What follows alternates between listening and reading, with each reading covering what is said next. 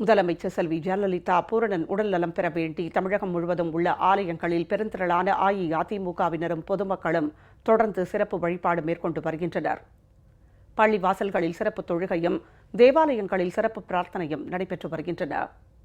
நெல்லை புறநகர் மாவட்ட அஇஅதிமுக சார்பில் அம்பாசமுத்திரம் அருகே உள்ள பொட்டல்புதூர் முஹைதீன் ஆண்டவர் பள்ளிவாசலில் சிறப்பு தொழுகை நடைபெற்றது. இதேபோல் நெல்லை மாநகர் மாவட்ட கழகம் சார்பில் ஸ்ரீ துர்கா ஸ்ரீரடி சாய்பாபா கோயிலில் நடைபெற்ற சிறப்பு அபிஷேக ஆராதனையில் கழக நிர்வாகிகள் உள்ளிட்ட ஏராளமானோர் கலந்து கொண்டனர்.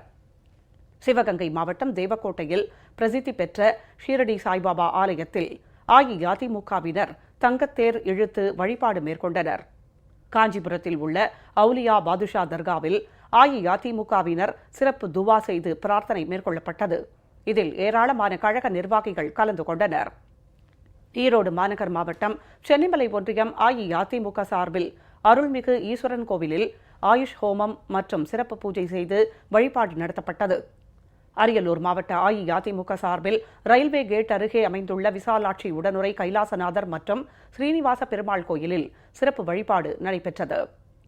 திருச்சி மாநகர் மாவட்ட அஇஅதிமுக சார்பில் புனித தெரசம்மாள் ஆலயத்தில் நடைபெற்ற சிறப்பு ஜெப கூட்டத்தில் ஏராளமானோர் கலந்து கொண்டு பிரார்த்தனை செய்தனர். வேலூர் கிழக்கு மாவட்ட அண்ணா தொழிற்சங்க பேரவை சார்பில் ஸ்ரீ சுந்தரியம்மன் திருக்கோயிலில் சுவாமிக்கு வண்ண மலர்களால் அலங்காரம் செய்யப்பட்டு பூஜைகள் நடைபெற்றன. நாமக்கல் மாவட்ட ஜெயலலிதா பேரவை சார்பில் திருச்செங்கோடு ஐயப்பன் சுவாமி கோயிலில் சிறப்பு அபிஷேகங்கள் மற்றும் பூஜைகள் நடைபெற்றன. அன்னதானமும் வழங்கப்பட்டது.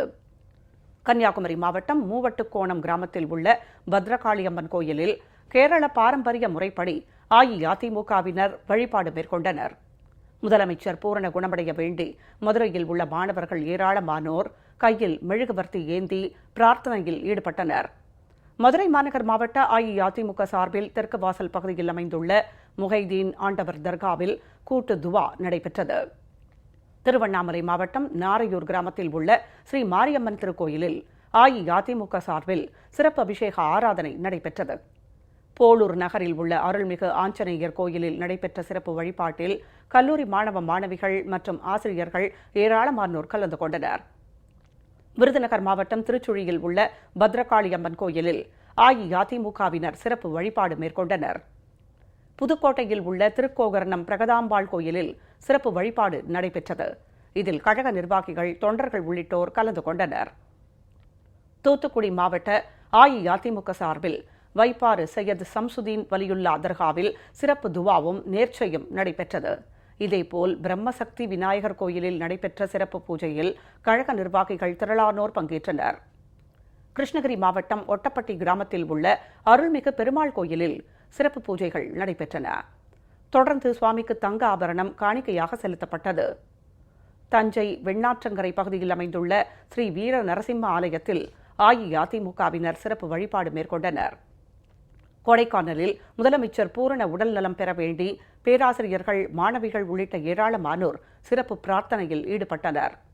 அப்போது மாதா சொரூபம் அருகே மெழுகுவர்த்தி வைத்து மனமுருகி பிரார்த்தனை செய்தனர்.